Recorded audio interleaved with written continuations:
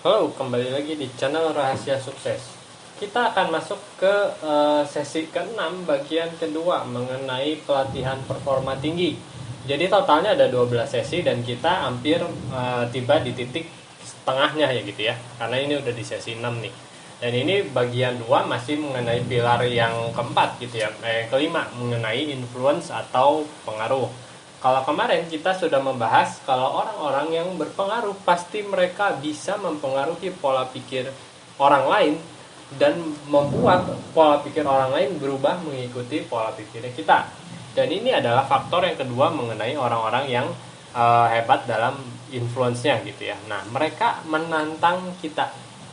Nah, kamu pikirkan seseorang atau sekelompok orang yang akan kamu coba untuk pengaruhi. Nah, lalu sebuah tantangan, apakah yang dapat kamu berikan untuk orang atau kelompok ini untuk memberikan mereka exciting vision of the future. Nah, jadi kamu akan menantang orang agar mereka mempunyai visi yang menyenangkan atau yang menarik yang membuat mereka ingin mengejar masa depannya seperti itu. Dan tantangan itu apa sih gitu. Nah, kalian bisa memikirkan sebuah tantangan gitu ya. Misalnya ketika kalian ingin mencoba seperti yang kemarin kita lanjutin ya gitu. Ini adalah tentang investasi. Salah satu orang mungkin susah berinvestasi adalah misalnya langkah pertamanya saja mereka tidak bisa melakukannya.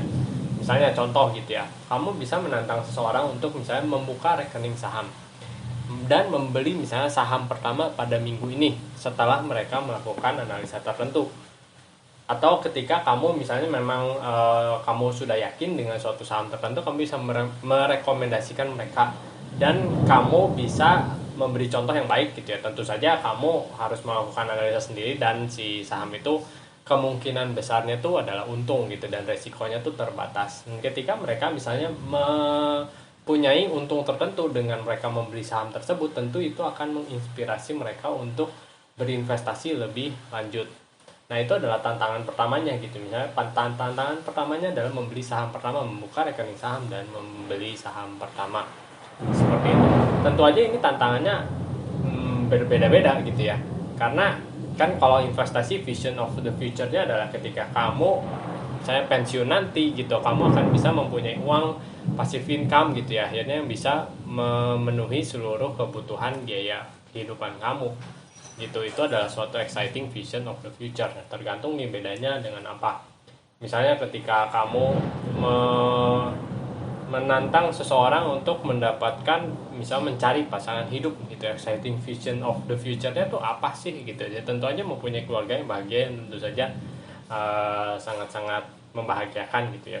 Karena ketika kita mempunyai relationship itu akan meningkatkan yang namanya experience kamu gitu ya dalam mengalami hidup. Jadi ketika kamu bahagia, kamu akan jauh semakin bahagia. Nah, lalu ini adalah sebuah tantangan untuk orang-orang yang membutuhkan mereka untuk standarnya naik seperti itu.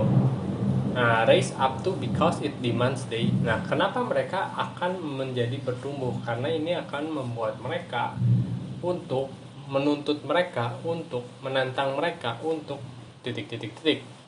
Seperti contohnya gitu ya, yang tadi gitu.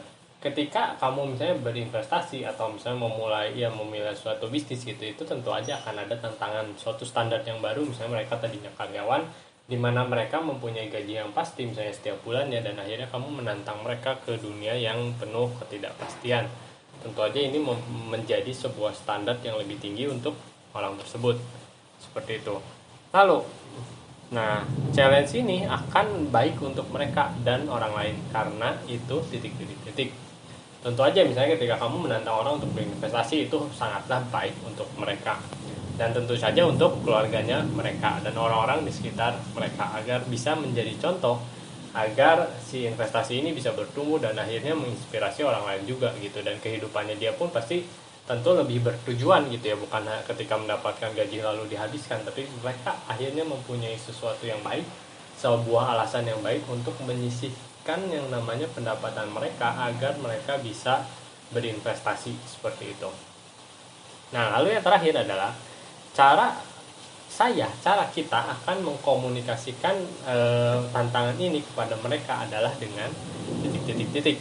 Tentu aja kamu bisa mengisi ini sendiri gitu ya, bagaimana sih cara menantangnya gitu. Kalau saya misalnya di sini secara online gitu ya, melalui YouTube, saya juga menantang kamu untuk menjawab pertanyaan-pertanyaan di sesi pelatihan performa tinggi ini.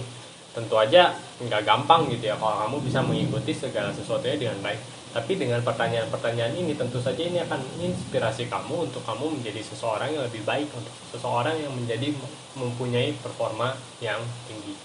Oke, sampai di sini dulu video ini. Jangan lupa like atau komen jika ada yang ingin kalian tanyakan, share dan diskusikan dengan teman kalian, dan yang terpenting tekan tombol subscribe. Terima kasih.